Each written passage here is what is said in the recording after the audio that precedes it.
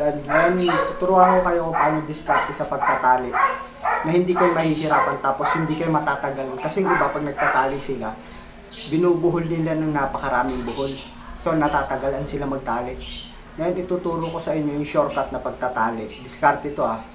Tayo lang mga kapulido nakakaalam yan. No? Panoorin nyo to.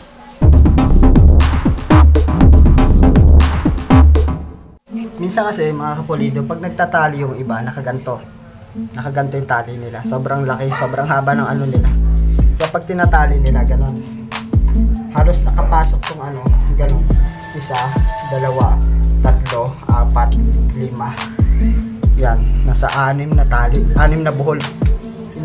Inaabot sila ng 6 na buhol. Yung iniiwasan natin. Kaya nga masinanay ko yung gancho ko na ganito lang ka-exit. Halos 1 cm lang yung lumampas. Para yung pagbuhol mo ng ganun, kakaunting sabit lang, tapos matatanggal mo rin kaagad. Ito, papakita ko sa inyo yung ano, yung buhol na ginagawa ng iba. Ganun yung iba oh. Ganyan, halos napakalaki ng distansya ng ano nila, pagtupi nila, alam rin kaya pag-ikot. 1, 2, 3, 4 oh. 4. Baka nga maglima pa eh, para lang ma-fix talaga, para tumigas yung ano, pagtatali. Yan. Ganito mga kapulido pag diskarte magtali. Bubol mo siya ng ganon, tapos pag pinasok mo siya ng ganyan, ay pasok mo na siya.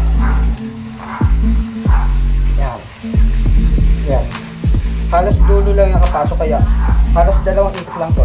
Makikita niya, 1, 2, okay na. 2 lang siya. 2 ikot lang. Kita niyo ba? Yan, kung makikita niyo mga kapulido. Yan.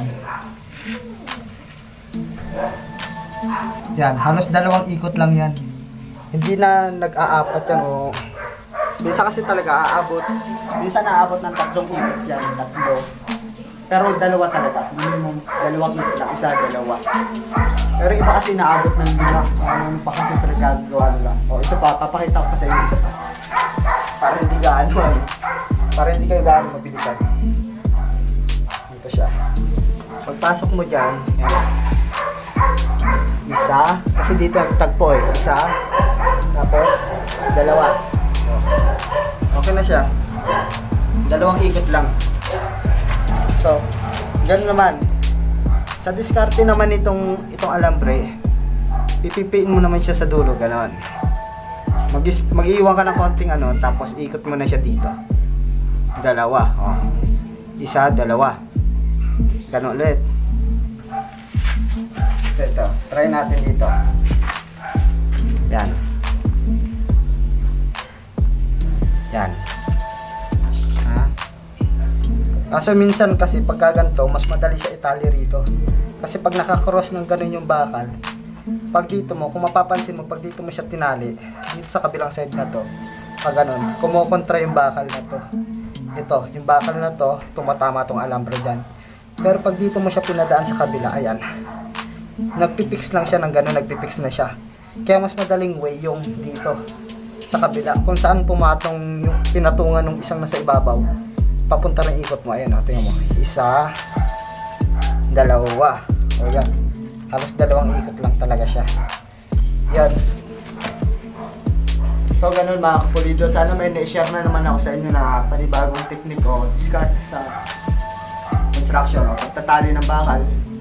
Sana may natutunan kayo. Huwag nyo na rin kalimutang mag-subscribe, tapos mag-like na rin kayo para updated kayo sa mga bago pa nating mga video. So hanggang sa muli mga kapulido, alam!